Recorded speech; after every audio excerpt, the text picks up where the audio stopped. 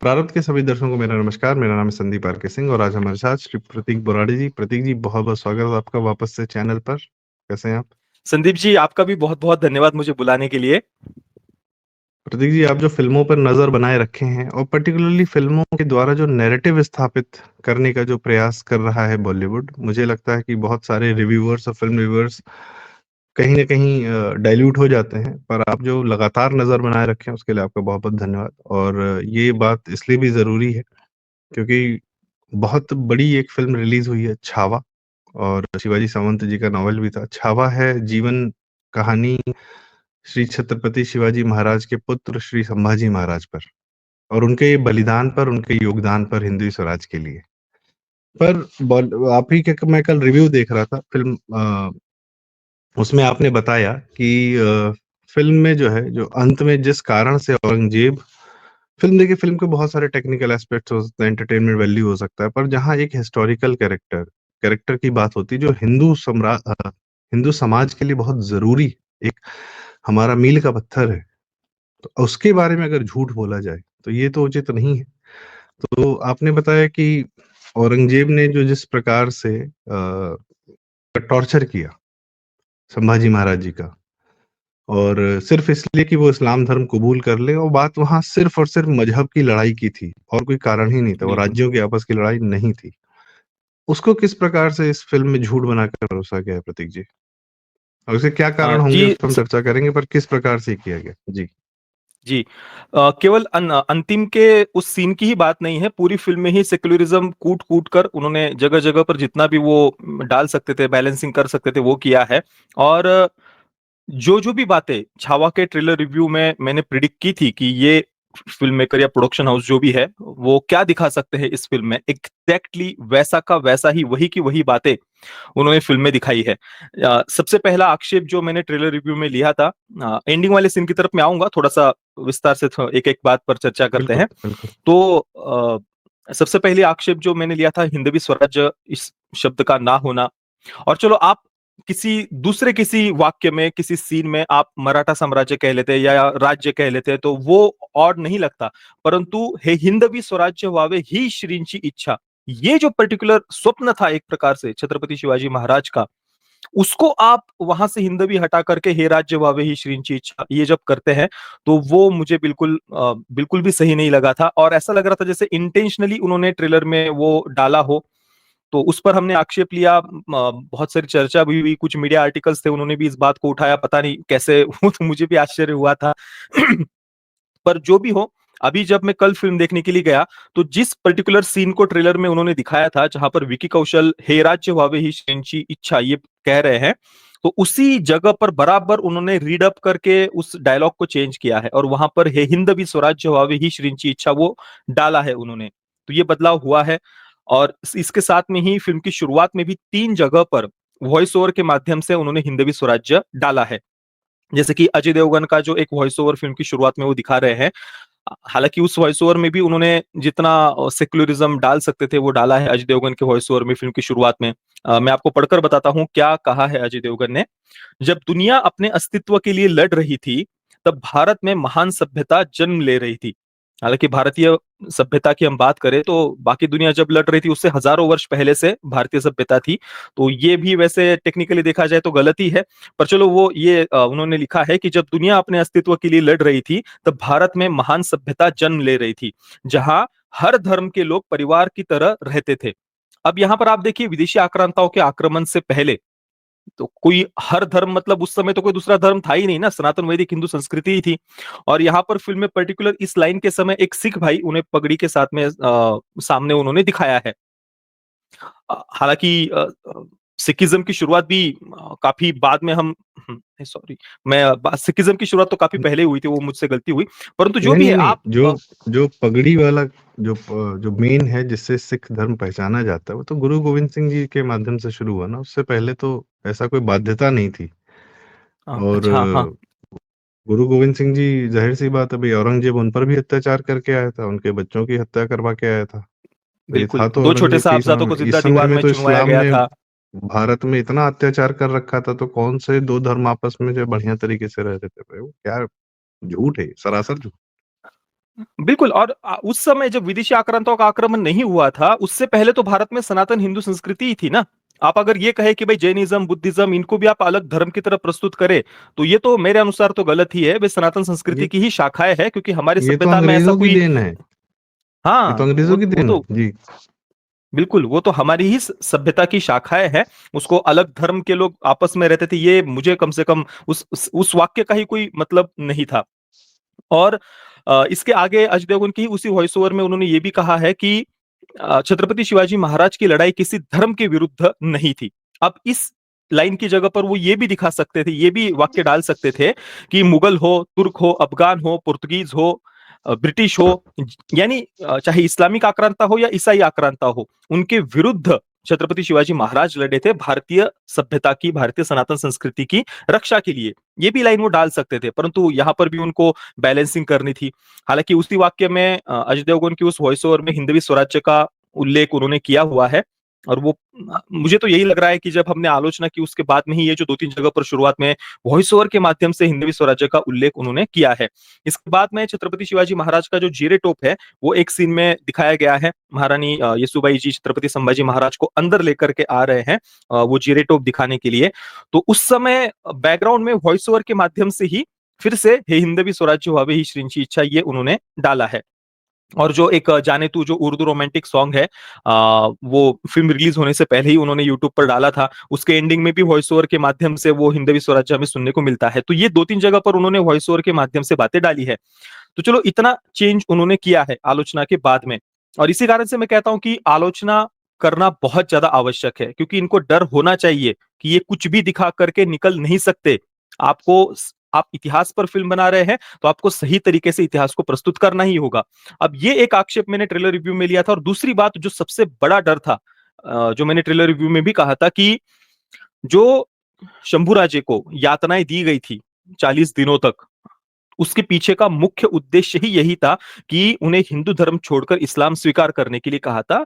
जो जब उन्होंने मना कर दिया तो उस कारण से ही औरंगज़ेब ने यातनाएँ दी थी, और हर यातना देने से पहले औरंगज़ेब पूछता था कि बिना आँखों के भी जी सकते हो, अभी भी इस्लाम स्वीकार कर लो। या त्वचा जब जलाई जा रही थी, जब घाव किए जा रहे थे, घावों पर नमक लगाया जा रहा था, नाखून निकाले जा रहे थे, हर एक यातना से पहले औरंगज़ेब से के द्वारा पूछा जाता था कि अभी भी जी सकते हो, इस्लाम स्वीकार कर लो। और छत्रपति संभाजी महाराज हर बार मना कर देते थे कि शंभू 1000 बार जिएगा, 1000 बार मरेगा, पर हिंदू धर्म नहीं छोड़ेगा। तो इस पूरी बात को ही उन्होंने पूरा पूरा ट्विस्ट कर दिया है एंडिंग के सीन में। अब वहां पर उन्होंने क्या दिखाया है कि औरंगजेब के द्वारा शंभूराजे को पकड़कर लाया जाता है, उन्हें बंदी बनाया हुआ है। उस समय भी कहीं पर भी इस्लाम में कन्वर्जन की बात नहीं हो रही। कवि कलश जी को उन्हें मारा जाता है, उस समय भी कहीं पर इस्लाम में कन्वर्जन की बात नहीं हो रही है। उसके बाद में शंभूराजे पर के शरीर पर घाव किए जाते हैं, उस समय भी इस्लाम में कन्वर्जन की बात नहीं हो रही है। घाव पर नमक लगाया जाता है, तब भी बात नहीं हो रही है। आँखें फोड़ी जाती है गरम सलियों से, तब भी बात नहीं हो रही है। नाखून निकाले जाते हैं, तब भी बात नहीं हो रही है। बिल्कुल एंडिंग में, अंतिम समय में जिह्वा काटने से पहले बिल्कुल अंतिम समय में फिर औरंगज़ेब जैसे जैसे रैंडमली उन्होंने ये बात पूछी हो। 1 सेकंड ना, ए जैसे अंतिम समय में बिल्कुल रैंडमली औरंगज़ेब पूछ रहा है कि हमारी तरफ आ जाओ, मुगलों की तरफ आ जाओ, और बस तुम्हें अपना धर्म बदलना पड़ेगा।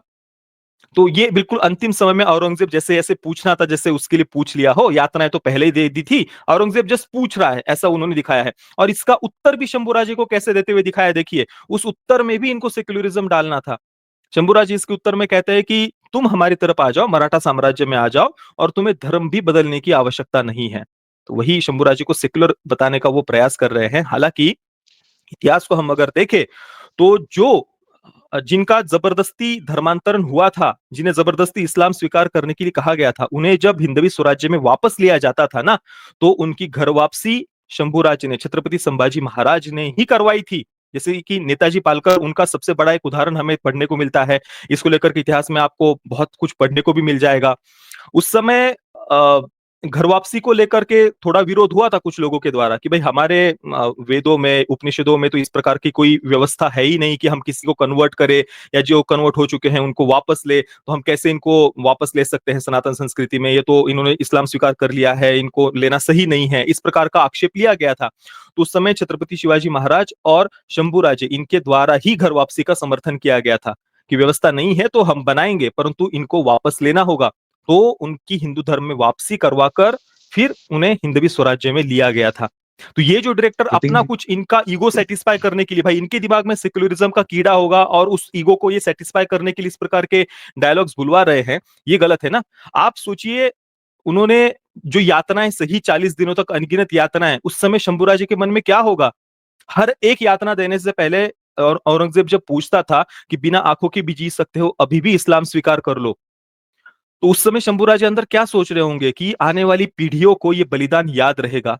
आज जो ये यात्राएं मैं सहन कर रहा हूं, तो आने वाले हजारों वर्षों तक आने वाली जो पीढ़ियां है, सैकड़ों, वो इस बलिदान को याद रखेंगी कि कुछ भी हो जाए, धर्मांतरण नहीं करना है, अपनी सभ्यता संस्कृति को नहीं छोड़ना है, चाहे कोई कितना भी बड़ा प्रलोभन दे दे या कोई कितना भी बड़ा डर दिखा दे। यही भाव होगा ना इतनी यातनाएं सहन प्रतीक जी, करने के आप पीछे का। जब आप जब ये परंतु इन्होंने आप इस जब ये पूरी बता बात को रहे ही, कॉन्टेक्स्ट को ही चेंज कर हैं, दिया। मैं इन्हीं डायरेक्टर लोग की और ये फिल्म मेकर्स हैं। आप जब ये बात बता रहे हैं कि इन्होंने श्री संभाजी महाराज के इतने बड़े बलिदान को अपने तरीके से घुमा दिया, और ये तो सरासर धोखा है संभाजी के बलिदान के प्रति, सरासर बिल्कुल, धोखा। उनके बलिदान का मैं तो अपमान कहूंगा ये, क्योंकि पूरा भारत आप सोचिए ना, पूरा इतनी यात्राएं भारत सही क्यों थी। पूरे भारत को इस्लामी आतंक से, इस्लामी आक्रमण से और इस्लाम को पीछे ढकेलते हुए बचाने का कार्य जो छत्रपति शिवाजी महाराज संभाजी ने किया, और उन्होंने जो नींव रखी हिंदवी स्वराज की, वो आगे के हमारे सारे लड़ाकों में, योद्धाओं में, बाजीराव पेशवा हो, कोई भी हो, सब में, तात्या टोपे तक बात आती, रानी लक्ष्मीबाई तक बात आती, सबने, और यहाँ तक कि अभी हाल फिलहाल में हमारे कारगिल में छत्रपति शिवाजी की मूर्ति लगी, हमारी आज की सेना भी उनसे जो है वो लेती है, प्रेरणा लेती है। तो क्यों? क्योंकि वो पूरे भारत को उन्हें बचाने का जो कार्य किया, कितना बड़ा कार्य किया, मतलब, और वो भी स्मार्टली किया। तो बिल्कुल। उनके इतने बड़े बलिदान, जो आदमी व्यक्तिगत रूप से स्वयं अपने शरीर पे 40 दिन तक घाव ले रहा है, उसके बलिदान के साथ इन लोगों ने धोखा किया। इनको पता भी है कि ये जिस मुंबई में रहते हैं, ये मुंबई छत्रपति शिवाजी की देन है, जो हिंदू समाज में रहते हैं, ये जो कायदे से जीवन जी रहे हैं प्रोडक्टिव तरीके से, कि इन लोगों को कराची ही रहना चाहिए, इन लोगों को इस्लामाबाद में ही रहना चाहिए। अगर उन्हीं की चाटनी है, उन्हीं के आगे लेट जाना है, उन्हीं के आतंक को जो है डाइल्यूट करना है, तो भाई तुम उन्हीं के साथ रहो, तुम हमको क्यों ज्ञान दे रहे हो? बोले इनको इस फिल्म बनाने की जरूरत क्या थी? इतना ही सेकुलरिज्म और का कीड़ा है तो तुम मत बनाओ यार, संभाजी महाराज पे तुम फिल्म मत बनाओ, रहने दो। इनको क्यों और आवश्यकता लगती है? आपको क्या लगता है प्रतीक जी, इनको क्यों आवश्यकता लगती है कि हमको फिल्म भी बनानी है, हमको डाइल्यूट भी करना है? ये क्या बाई यही डिजाइन है? बात है ना, क्योंकि ये आज देख रहे हैं कि इनका प्रोपेगेंडा कंटेंट तो चल नहीं रहा, जो मुंह पर ये लोग पहले प्रोपेगेंडा कंटेंट बनाते भी थे, और अपने पपेट मीडिया और पपेट क्रिटिक्स के माध्यम से उसको मास्टरपीस भी सिद्ध कर देते थे। चाहे वो हैदर हो, रंग दे बसंती हो, पीके हो, यार पूरी की पूरी लिस्ट इनकी पड़ी हुई है। तो पहले ये अपना प्रोपेगेंडा कंटेंट बनाते भी थे, और अपने पपेट मीडिया और पपेट क्रिटिक्स के माध्यम से उसको बिल्कुल, जैसे आप उसको छू ही नहीं सकते, आप उसकी आलोचना ही नहीं कर सकते, ये स्टेटस दे करके रखा है इन्होंने इनकी सो कॉल्ड मास्टरपीस फिल्मों का। पर आज समय बदल गया है, सोशल मीडिया के माध्यम से लोग आलोचना कर रहे हैं, तो ये खुलकर इस प्रकार का प्रोपेगेंडा स्प्रेड नहीं कर पा रहे। और इनकी लगातार जो आलोचना हो रही है, इंडस्ट्री के जो बुरे हालात है, तो इनको पैसा तो चाहिए, हिंदुओं की भावनाओं को एक्सप्लॉइट तो करना है, परंतु अपने तरीके से हम करेंगे भाई। हम सामने सब्जेक्ट रखेंगे कि हम राष्ट्रवादी कोई विषय को चुन लेंगे, सामने सब्जेक्ट अच्छा रखेंगे, और उसके आड़ में ज्ञान हम अपना वाला ही देंगे, ज्ञान हम सेक्युलरिज्म वाला ही देंगे। तुमको चाहिए ना राष्ट्रवादी कंटेंट, लो हमने दिया राष्ट्रवादी कंटेंट, और फिर अपने पीआर के माध्यम से पूरा एक इमोशनल ब्लैकमेल करने का प्रयास करेंगे, जैसे कि इन्होंने उपकार किया हो, यार कभी अभी तो बनी है फिल्म, तुम इसका भी विरोध कर रहे हो, इस कारण से ही ऐतिहासिक फिल्में बनती नहीं है। इस प्रकार का एक पूरा इमोशनल ब्लैकमेल करने का प्रयास करेंगे। भाई तुमको रोका किसने था ऐतिहासिक फिल्में बनाने से? ये तो तुम ही लोग थे ना बॉलीवुड वाले, कि तुम जोधा अकबर बना रहे थे, तुमको किसी ने मना किया था क्या उस समय फिल्में बनाने से? और आज तुमको कौन विरोध कर रहा है बनाने के लिए? आज मोदी जी की सरकार को आकर के भी 11 वर्ष पूरे हो गए हैं, अभी तक भी तुमने कोई ढंग की, एक तानाजी फिल्म का उदाहरण छोड़ दे तो कोई ऐसी ऐतिहासिक अच्छी फिल्म बनाई नहीं है। ऊपर से पानीपत और सम्राट पृथ्वीराज जैसी फिल्में बनाई हुई है, तो तुमको कोई रोक नहीं रहा फिल्में बनाने से। पर तुमको लोग हिंदू समाज की भावनाओं को एक्सप्लॉइट करके उनका पैसा भी चाहिए, और साथ में ही अपना ज्ञान भी देना है। ये इसके पीछे का मुख्य कारण तो मुझे लगता है। इस्लाम के आतंक को बचाने का, मुसलमानों को अच्छा दिखाने का, और इस्लाम से हिंदुओं को कोई तकलीफ नहीं होनी चाहिए, ऐसा दिखाने का इनका क्या प्रयोजन हो सकता है प्रतीक जी? इनको इतना इस्लाम को प्रोटेक्ट करके क्यों रहना, ये जितना मीडिया है, न्यूज़ मीडिया हो, बॉलीवुड हो, टीवी मीडिया हो, कोई हो। आज तो अंडरवर्ल्ड से फंडिंग नहीं आ रही है कि दाऊद और बाकी उन लोगों ने तो उनके भी पैसे पकड़ रखे हैं। तो शायद जैसा अन्न वैसा मन वाली बात होती है। आपको क्यों लगता है? सीधा-सीधा आक्षेप है मेरा। आरोप है कि ये इस्लाम को प्रोटेक्ट करते हैं, इस्लाम की सारी कमियों को छुपाते हैं और ये हिंदू समाज को बताते हैं कि इस्लाम के साथ आप चैन से जी सकते हैं, जबकि इस्लाम आपके साथ चैन से जीना नहीं चाहता। अभी कल दिल्ली मेट्रो में नौटंकी की इन लोगों ने जामा मस्जिद के पास में। हज़ारों सब जो है मेट्रो में घुस गए थे। इनके लौंडे टोपी पहन के। उसको ये सही तरीके देख से नहीं दिखाएँगे। मुंबई में क्या-क्या कांड किए हैं इन लोगों ने, बम धमाके किसने किए? मुंबई के पूरा अंडरवर्ल्ड मुसलमानों के हाथ में था। ये हमेशा इनको वो जो है फ़िल्मों में विलेन जो है हिंदू रहेगा, हिंदू माफिया डॉन दिखाया जाएगा, गणेश गायकवाड़ और मान्या सुर्वे और जो भी है, मुल्लों की बात ही नहीं करते ये। इस्लाम को क्यों प्रोटेक्ट करते? इतनी क्या आग लगी हुई है? अब देखिए पहली बात तो सेक्युलरिज्म का कीड़ा जो होता है, एक बार व्यक्ति आदमी अंदर से वो ब्रेन वॉश हो जाता है ना, फिर उसको उसी चश्मे से सब बातें दिखती है। अब फंडिंग वगैरह की वो बातें तो है ही, इंडस्ट्री में रहना है तो आप अपने आप को एक हिंदू राष्ट्रवादी के रूप में अगर प्रोजेक्ट करते हैं अपनी विचारधारा को, तो पहले के समय की अगर हम बात करें तो इंडस्ट्री से तो उठा करके साइड कर दिया जाता था। ये तो हमें हमेशा से ही पता है कि जो भी थोड़ा बहुत भी नेशनलिस्ट पॉइंट ऑफ व्यू से विचार रखता हो, उनको इंडस्ट्री साइड कर देती थी। तो ये एक ऐसा वातावरण इंडस्ट्री में पहले से ही था कि आप अपने आप को हिंदू राष्ट्रवादी के रूप में प्रोजेक्ट नहीं कर सकते, वैसे किसी कंटेंट को नहीं बना सकते, वैसे किसी फिल्म को नहीं बना सकते। और ऊपर से ये कारण फंडिंग वगैरह जो पहले के समय में होती थी, वो भी एक कारण रहा होगा हमेशा से इस प्रकार से एक पूरा बायस्ड इनका सूडो सेक्युलरिज्म जो हम कह सकते हैं, तो वो पहले से इस प्रकार का कंटेंट बनाते आए थे। और अभी के समय की अगर हम बात करें, फंडिंग वगैरह तो पहले होती थी, पहले राष्ट्रवादी विचारधारा के लोगों को साइड कर दिया जाता था। वैसे अभी भी अगर हम देखें तो आप अगर राष्ट्रवादी विचारधारा रखते हैं, तो इंडस्ट्री आपको अभी भी एक्सेप्ट नहीं करती है। उन फ़िल्मों को पूरी तरीके से साइड कर दिया जाता है या उन पर चर्चा ही नहीं की जाती। पर एक और सबसे बड़ा कारण जो मुझे लगता है कि जो पाठ्य पुस्तकों के माध्यम से या हमेशा से जो एक वोकिज्म की भाई अगर हम इसमें बात करें कि मेजॉरिटेरियन पॉलिटिक्स का आपको विरोध करना है, ये जो माइंडसेट बना दिया जाता है ना बड़ी-बड़ी यूनिवर्सिटीज के माध्यम से कि भाई आपको माइनॉरिटी की रक्षा करनी है, वो तो पीड़ित रहेंगे और आप हमेशा से फिल्मों में नेगेटिव कैरेक्टर जब लिखना है तो वो बहुसंख्यक समाज से होना चाहिए। ये एक टिपिकल वोक मेंटालिटी होती है कि भाई आप माइनॉरिटी की रक्षा के लिए आपको लड़ना है। तो वो जो झोला छाप माइंडसेट हम कहते हैं ना कि ढपली बजा करके आजादी आजादी की बातें करना है, तो ये पूरे विश्व भर में ही वोक मेंटालिटी ही इसी प्रकार से काम करती है कि उनको बता दिया जाता है कि भाई आपको माइनॉरिटी की रक्षा के लिए हक के लिए लड़ना है, पेट्रियार्की के विरुद्ध लड़ना है, फासिज्म के विरुद्ध लड़ना है और इसके कारण से आप इस सब के लिए आपको मेजोरिटेरियन पॉलिटिक्स का विरोध करना है। तो वो भी एक मेंटालिटी यहां पर है। तो बहुत सारे अलग अलग कारण हैं, पहले के समय की फंडिंग हो, इंडस्ट्री का वातावरण हो या वोक मेंटालिटी हो, ये सब बातें हैं जिस कारण से ये सब करके उनको लगता है कि वो कुछ बहुत प्रोग्रेसिव हो रहे हैं या बहुत कूल हो रहे हैं।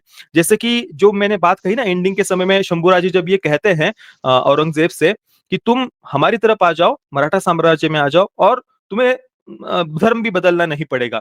अब मैं कल कुछ एलिट क्रिटिक वगैरह कुछ है इंडस्ट्री के से जुड़े हुए क्रिटिक वगैरह उनके रिव्यू जब मैं देख रहा था, तो वो कह रहे हैं कि भाई इस डायलॉग को सुन करके तो उनको जामवाल जो है, गूज़बम्प्स आ गए लड़का जो है कि वो भाई बड़ी Jamwal, tried and refuse production वाला या वो वो कह अनुपमा रहे हैं कि चोपड़ा भाई हॉलीवुड उनको बड़े रिपोर्टर? गूज़बम्प्स आ गए उस डायलॉग को सुन करके।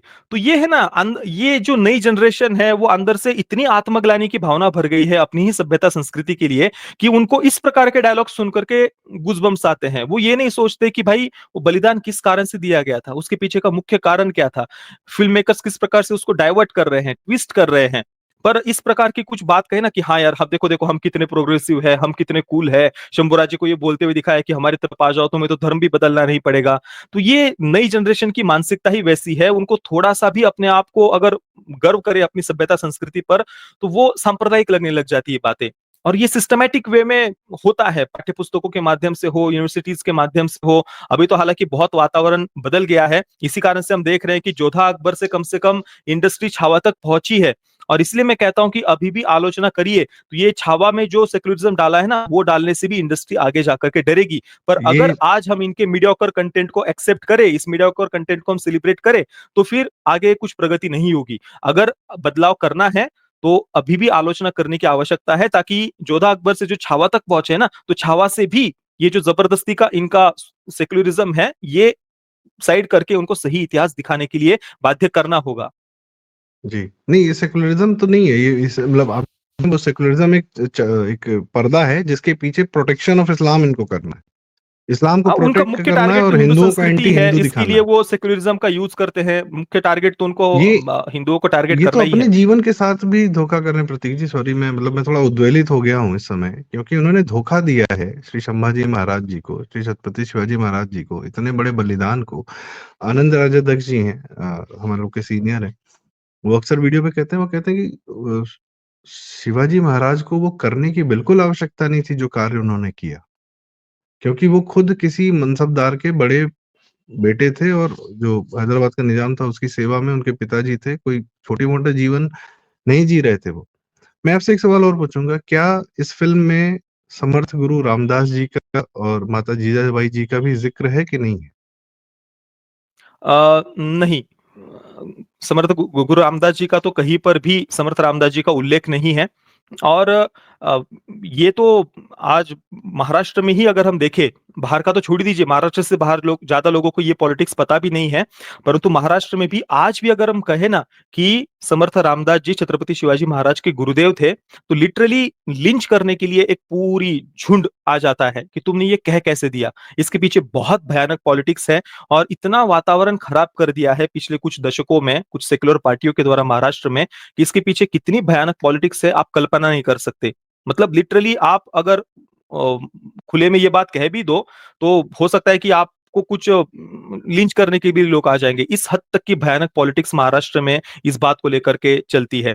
ये पूरी तरीके से एक सामने से ये दिखाएंगे कि हम ब्राह्मणिज्म का विरोध कर रहे हैं, पर उसकी आड़ में उनका मुख्य टारगेट हिंदू संस्कृति है कि छत्रपति शिवाजी महाराज को एक सेक्युलर राजा के रूप में प्रस्तुत करना है, समर्थ रामदास जी का विरोध करना, और उसके पीछे भी बस ये हम बाहर से दिखाएंगे कि हम ब्राह्मणवाद का विरोध कर रहे हैं, पर उसकी आड़ में उनका मुख्य टारगेट तो हिंदू संस्कृति है। तो इसके पीछे बहुत भयानक पॉलिटिक्स चल रही है महाराष्ट्र में। और दूसरी एक बात जो मुझसे बतानी रहेगी फिल्म के बारे में, फिल्म में औरंगजेब उस वो उसका मुख्य उद्देश्य ही हिंदुओं को टारगेट करना, हिंदुओं का कल्चरल जेनोसाइड था, और उसी जो मजहबी कट्टरपंथी उसकी मानसिकता है, उसी कट्टरपंथी मानसिकता से उसने इतने अन्याय अत्याचार किए थे। परंतु फिल्म में एक सिंगल जगह पर भी इस बात का उल्लेख नहीं मिलेगा कि औरंगजेब कहीं पर भी उसने काफिरों को टारगेट करने के लिए वो बात कर रहा हो, आइडल वर्शिपर्स को टारगेट करने की बात कर रहा हो, मंदिरों को वो तोड़ रहा हो, मूर्ति पूजकों का वो विरोध कर रहा हो। एक सिंगल जगह पर भी ये आपको बात नहीं दिखेगी। एक जगह पर केवल वो डाल रहे हैं डायलॉग कि जहां पर भी भगवा दिखे उसे लाल कर दो, परंतु उसके पीछे का भी रीजन क्या बताया है कि वो तो जस्ट अपनी टेरिटरी बढ़ाना चाहता था, वो दक्कन पर कब्जा नहीं कर पा रहा था, ये उसके अच्छा, मन की सबसे बड़ी प्र पीड़ा थी, तो दक्कन प्रतीक पर जी, कब्जा करने नहीं कर पा रहा था, इस कारण से वो कह रहा है कि भाई मराठा साम्राज्य का ध्वज था, भगवा ध्वज, तो ये उसको आप लाल कर दो। औरंगज़ेब ने अपने भाई दारा शिकोह को क्यों मारा? वो तो मुसलमान था। दारा शिकोह को मारने का उस सिर्फ एक कारण था ना कि वो हिंदुओं के साथ उसने उठता बैठता था उपनिषदों और को फारसी उपनिषदों भाषा का में वो ट्रांसलेट हिंदी किया था। वो संस्कृत सीखा और संस्कृत पढ़ता था और थोड़ा हिंदूवादी हो रहा था। अपने को मारा ना उसने, और सिर्फ मारा नहीं, उसका सर हाथी के काटकर पांव से अपने कुचलवाया, पिता के सामने रखा। पिता के सामने काट के रखा। ये तुम्हारा सबसे हम्म। फेवरेट था ना। लेकिन उसको मारने बाकी को भी मारा, शुजा मुराद को भी मारा, पर सबसे ज्यादा भीषण तरीके से दारा शिकोह को मारा, क्योंकि वो हिंदूवादी या हिंदू संस्कृति का थोड़ा बहुत उसमें एक आ रहा था। तो उसकी उपनिषदों का फारसी महाराणा भाषा में उसने अनुवाद किया था। गुरु गोविंद सिंह जी के 4 साहिबजादों को क्यों मरवाया उसने? उतनी भीषण यातनाएं देकर? सब देखिए, ये सब सबको पता है इसके पीछे का मुख्य कारण क्या था, कि उनके मन में जो हिंदू, जो उनका मुख्य, जो भी विदेशी आक्रांता हो, उनका मुख्य उद्देश्य ही इस सभ्यता संस्कृति को नष्ट करना था। उसी औरंगजेब कारण की से ही बात लाखों करें, मंदिर तोड़े गए, औरंगजेब तो परंतु फिल्म में ओवैसी कहीं का पर भी एक वली है ना। इनका क्या है लगता है, मुंबई के फिल्म प्रोड्यूसर्स का, हिंदू फिल्म डायरेक्टर्स का क्या लगता है औरंगजेब जो उसको प्रोटेक्ट करने के लिए निकल पड़े हैं ये लोग? हालांकि इस बार उन्होंने प्रोटेक्ट करने का इस प्रकार से कोई प्रोजेक्ट नहीं किया है। इतना तो मैं कहूंगा कि जिस पर जो प्रकार से उसका वो सत्य इससे है वो तो पहले नहीं जो, बताया ना, पर हाँ, जो मुख्य सत्य है कारण तो वो नहीं तो नहीं बताया, तो बताया, ये तो डाइवर्ट कर बचा रहे हैं, ले वह ये गए। बात में बिल्कुल जी। उसका सत्य हाँ, अगर तो नहीं बता रहे तो इस आप तो बचा ले गए ना उसको।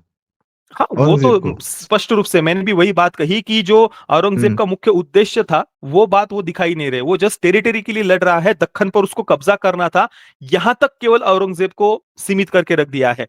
हालाँकि उसको कमज़ोर दिखाया है, जिस जिस प्रकार से इवन तानाजी में भी अगर हम देखें औरंगज़ेब को काफ़ी अ, यंग या जिस प्रकार से दिखाया था, उसकी अपेक्षा जो कास्टिंग कहिए या जिस प्रकार की वेशभूषा वगैरह, वो सब बातें सही है, परंतु उसकी जो मानसिकता थी, वो कहीं पर भी वो रिवील नहीं कर रहे। उसके द्वारा अत्याचार भी अगर दिखाए हैं, महिलाओं को पकड़ के उनको बंदी बना करके उन पर अत्याचार किए जा रहे हैं, घर जलाए जा रहे हैं।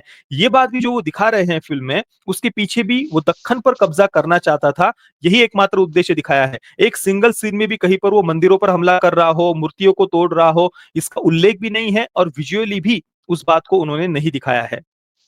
मेरा एक आखिरी सवाल प्रतीक जी, क्या छावा फ़िल्म के माध्यम से फ़िल्म तो बनाई संभाजी महाराज पर क्या इसके माध्यम से औरंगज़ेब को एक बेहतर लाइट में दिखाने का प्रयास किया गया है? अगर उसको उसके सत्य से बचा दिया गया है, उसके सत्य को नहीं दिखाया गया है, क्योंकि औरंगज़ेब को भी तो दिखाया है ना इस फ़िल्म में। बहाना बिल्कुल, देखिए श्री संभाजी अगर आप मुख्य महाराज। उद्देश्य हुँ, जी, जी। देखिए, जी। अगर आप मुख्य उद्देश्य क्या है उसका नहीं दिखा रहे हैं, तो भले ही आप उसको कितना भी क्रूर दिखा दो। तो उससे आप उसकी मुख्य इंटेंशंस जो थे विदेशी आक्रांताओं के, विशेषतः औरंगज़ेब के, उसको आप नहीं दिखा रहे, तो स्वाभाविक सी बात है आप उसको एक केवल क्रूर राजा के रूप में आप उसको केवल प्रस्तुत कर रहे हैं, जो जस्ट अपनी टेरिटरी बढ़ाना चाहता है। तो जो एक युवक फ़िल्म देखता है, उसके मन में यही आएगा कि ऐसे तो कई सारे राजा आपस में लड़ते थे। पर वो अगर ये बात नहीं दिखा रहे कि भाई उनका उद्देश्य क्या था, कि वो हिंदू सभ्यता, संस्कृति को समाप्त करना चाहते थे, ये उनका मुख्य उद्देश्य था। तो भले ही आप औरंगज़ेब को कितना भी क्रूर दिखा दो, पर जस्ट आप उसको एक टेरिटरी बढ़ाने के लिए वो क्रूरता कर रहा है, ये बात जब आप दिखाते हैं ना, तो आप उस बात को पूरा ट्विस्ट कर रहे हैं। आप उसकी असली मानसिकता को नहीं दिखा रहे कि वो हिंदुओं को टारगेट करने के लिए ये अन्याय, अत्याचार वो कर रहा था। और बाकी उसके द्वारा जो मंदिरों को वगैरह तोड़ा गया, ये बात तो कहीं पर भी वो फ़िल्म में एक जगह पर भी नहीं दिखाई है। हालाँकि एक बात है, अकबर का जो जिस प्रकार का चित्रण फ़िल्म में किया है, अ, छत्रपति छत्रपति संभाजी महाराज और अकबर की भेंट हुई थी, ये तो ऐतिहासिक बात है। अकबर उस बात को हालाँकि उन्होंने थोड़ा ठीक अकबर तरीके से दिखाया है। अकबर को वो सपोले के अक रूप में ही कह रहे हैं कि भाई तू सांप का बच्चा है। इससे पहले जिस औरंगज़ेब प्रकार का से लड़का जोधा जो अकबर था में हाँ? औरंगज़ेब का लड़का जो था। हाँ, अकबर, वही तो। हाँ, तो इससे पहले नहीं जिस प्रकार से जोधा एक अकबर वगैरह में वो हम था जो अकबर का महिमा औरंगज़ेब मंडन का देखते थे, परदादा तो था। वैसा महिमा मंडन इस बार उन्होंने नहीं किया है, उसको हुँ, कमज़ोर और हुँ, इस प्रकार से ही हुँ। दिखाया है। तो वहाँ पर ठीक-ठाक तरीके से कुछ बातें फ़िल्म में दिखाई गई है, परंतु ओवरऑल अगर हम देखें तो जो मुख्य उद्देश्य है या अंतिम समय में जो यातनाएँ दी गई थी, उसके पीछे का मुख्य कारण क्या था, ये बातें तो फ़िल्म छुपा जाती है। मैं आपने फ़िल्म देख के हम पर बहुत बड़ा एहसान किया। मुझे कम से कम बचा लिया, क्योंकि जो धोखा अगर दे दिया है, अगर देखिए बात मैं फ़िल्म बफ़ हूँ, मैंने बहुत सारी फ़िल्में देख रखी हैं और बहुत मतलब मैं कोशिश करता हूँ कि उनके टेक्निकल एस्पेक्ट, सिनेमेटोग्राफ़ी, एडिटिंग उस पर बात की जाए।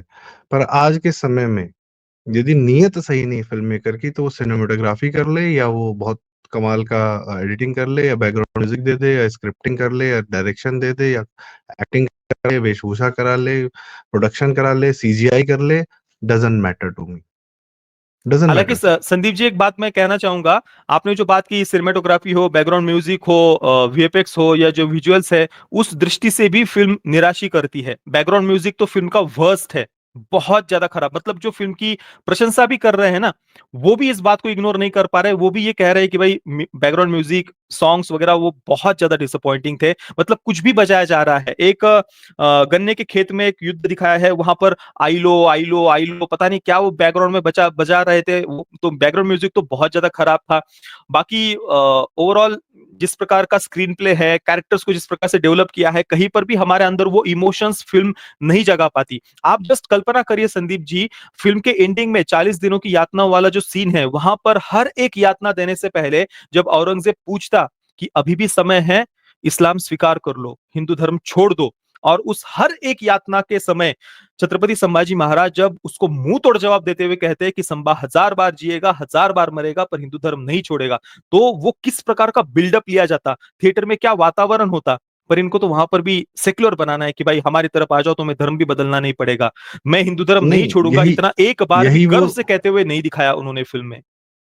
यही वो मैडॉक फ़िल्म्स है, जो स्त्री बनाता है, स्त्री 2 बनाता है, मुंजिया बनाता है, तब इनका सारा का सारा क्राफ्ट जो है बहुत अच्छा हो जाता है।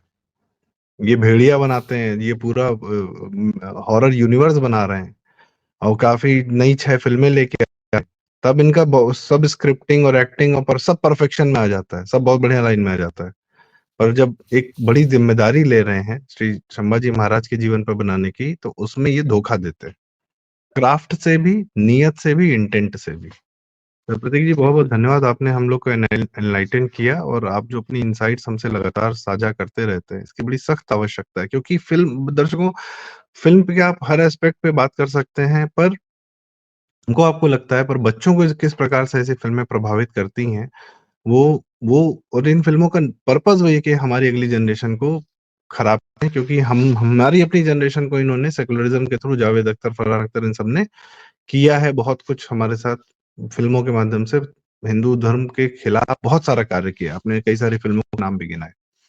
तो नीयत सही नहीं है, तो फ़िल्म सही नहीं है, चाहे वो कितनी भी अच्छी हो। तो प्रतीक जी, जी बहुत-बहुत धन्यवाद। आपने हम कम से कम हमारा फंडा क्लियर किया इस मामले में। मैं आपको साधुवाद। आपके इस कार्य को लगातार जो आप अलग जगाए हुए हैं, इसको साधुवाद। और दर्शकों से रिक्वेस्ट, कृपया प्रतीक जी का चैनल प्रतीक बोराडे और प्रतीक फिल्म थ्योरीज को सब्सक्राइब करें।